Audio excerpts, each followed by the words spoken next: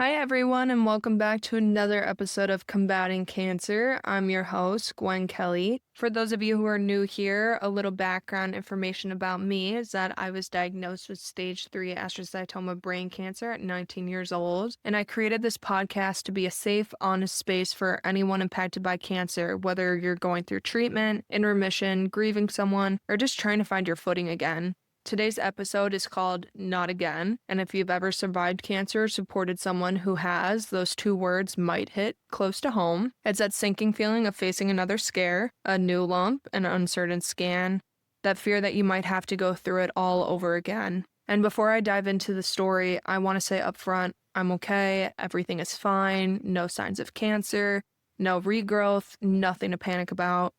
So if you're a friend or family member listening, you can take a deep breath. I'm all good, all is well.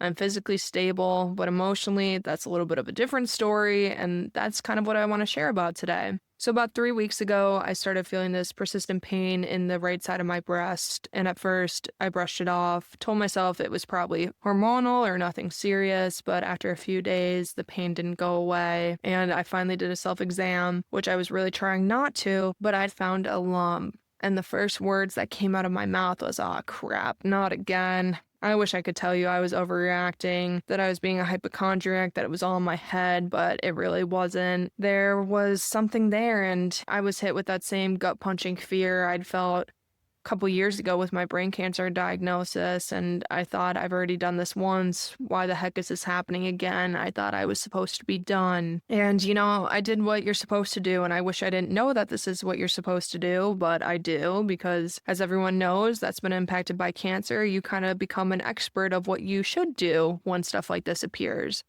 So I called my primary care doctor, and she confirmed that there was a lump on the right side of my breast, and she referred me to a breast center for a mammogram and an ultrasound. And that's when the emotional floodgates really opened. And the PTSD that I thought I didn't have anymore kicked in, sitting in those waiting rooms again, trying to read the doctor's expression like I'm an FBI profiler from Criminal Minds, watching their faces for any signs of bad news. My brain was just spinning, and I just felt betrayed by my body all over again. And I went back and forth between I'm strong, I can handle this, to I can't go through this again.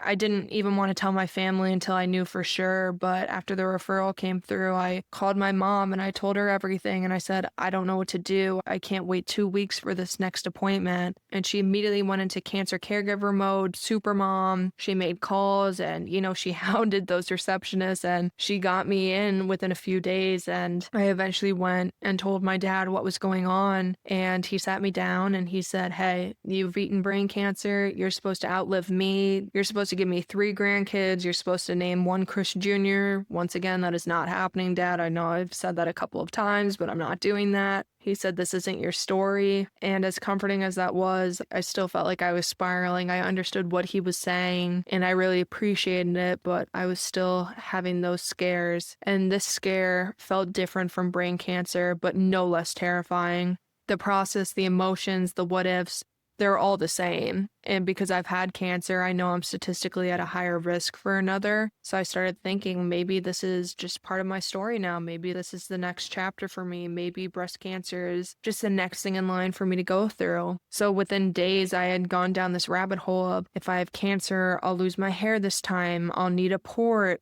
Will I shave my head? I'm not living at home anymore. Do I have to move back home? Who's going to care for my dog? Am I going to have to give my dog to my aunt? Because if I'm going through chemo and everything, I'm not going to be able to take care of him. I don't know how I'm going to work through this. What am I going to do? I was trying so hard to tell myself I've done this before. I can do it again. I know what I'm in store for.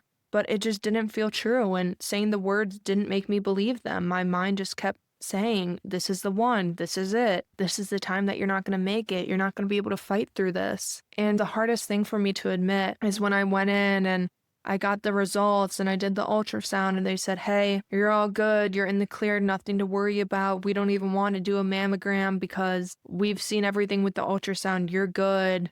I felt a little bit disappointed. And not because I wanted cancer. I didn't want to find out that I had cancer again, obviously, but because I've been living in constant fear of the next diagnosis. And part of me just wanted the shoe to drop already so I could just deal with it and move on. And that just showed me how much my trauma from cancer messes with my head and everyone else's head. You just stop hoping for peace and just start bracing for impact. And this scare reminded me that even when the cancer's gone, the fear isn't. Surviving once doesn't mean you're fearless forever, and that's okay. I felt really ashamed of being scared, like I was supposed to be tougher, that it shouldn't matter.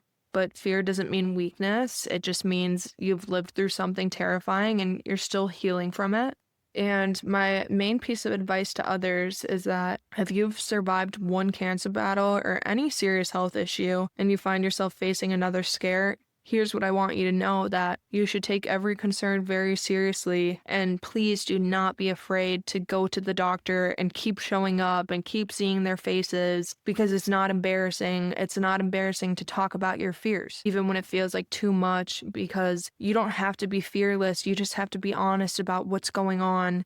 You need to be proactive. You need to listen to your body, get those yearly screenings, and above all, just remember that healing is not just physical, it's emotional and mental too. And in closing, this experience taught me that we can't control everything, but we can control how we show up for ourselves. I'm still working through a lot of the trauma cancer left behind, and maybe I always will be, but I definitely think speaking about this helps me a little bit at a time. But I'll just keep talking about it. I'll keep showing up, and if this episode helps even one person feel less alone, then like I always say, it's worth it to me. So I just want to say to everyone out there listening, just please continue to take care of your body and appreciate all your body has to offer, and appreciate every single day, because like I always say, we never know when it's going to be our last day. And I just want to thank everyone again so much for listening. And if you or someone would like to share their story or have a business inquiry, please feel free to reach out to me. My inbox is always open. Please share this episode with someone who needs it. And as always, thank you for the continued love, prayer, and support. I'm just so unbelievably grateful for all of you guys, and we'll talk next Wednesday.